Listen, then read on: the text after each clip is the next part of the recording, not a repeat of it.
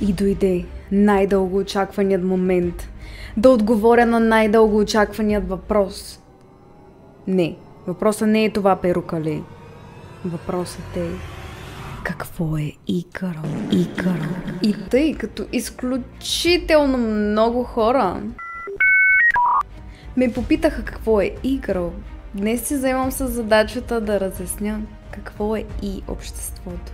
Знам, че изключително много от вас се интересуват от тази тема.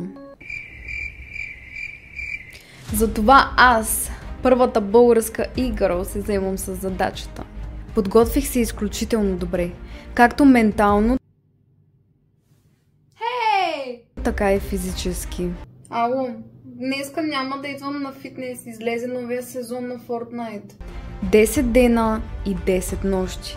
Събирах информация от най-забравените сайтове в Google. Буквално ресърчвах 10 минути. E-girls и E-boys реално са част от модерното общество и може да ги наречем, че те са новите подрастващи и тинейджъри. Не всички, но голяма част от тях реално са интроверти, обичат да споделят изключително много в социалните мрежи и заради екстравагантната си визия реално доста от тях са популярни най-вече в социалните мрежи, отколкото в истинския живот навън.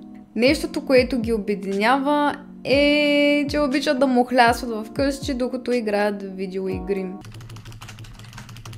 Разбира се, както споменах, харесват социалните мрежи и предпочитат да бъдат популярни там, а не навън сред останалите. И да, познахте.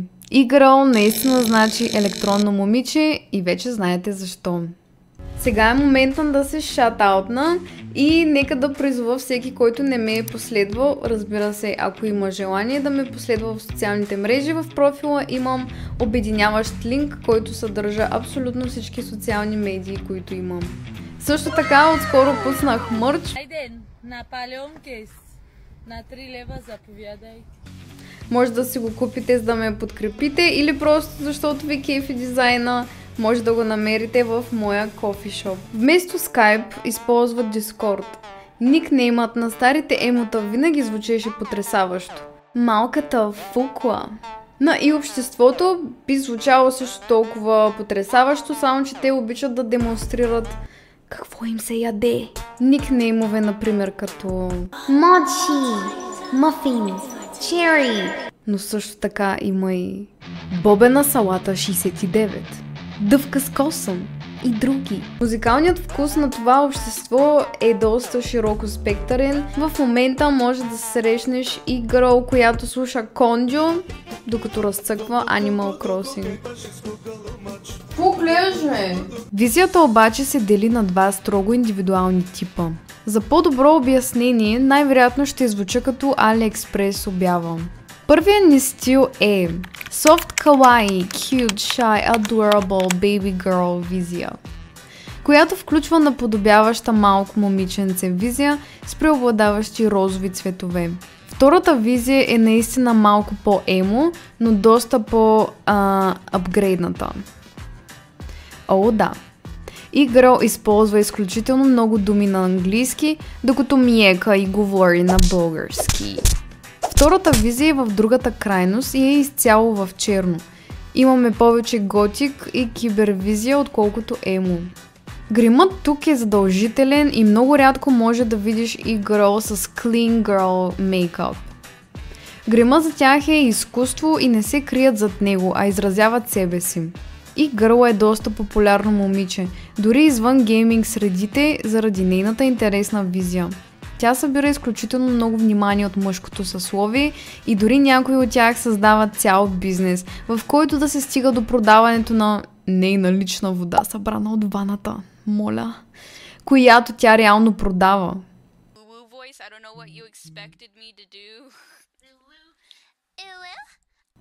Да, това е Бел Делфин, която се оприличава като модел за подражание точно на такъв тип момичета и се счита като най-известната e-girl. И сега дойде момента да разкажа малко повече за себе си и реално аз къде се причислявам. Ако трябва да сме честни, мисля, че се причислявам и към двете групи.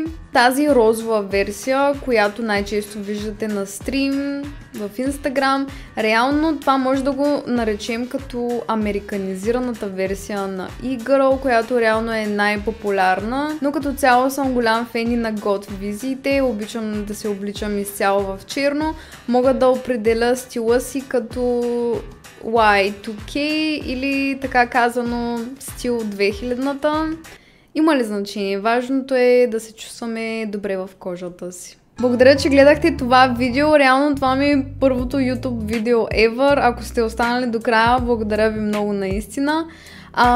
Смятам да продължа с такъв тип видеа. В този канал най-често ще гледате гейминг видеа и разбира се нещо подобно на този клип. Искам да поддържам хумористичната идея в видеята, така че благодаря ви и до нови срещи! Също така, ако имате идеи за клипове, пишете в коментарите.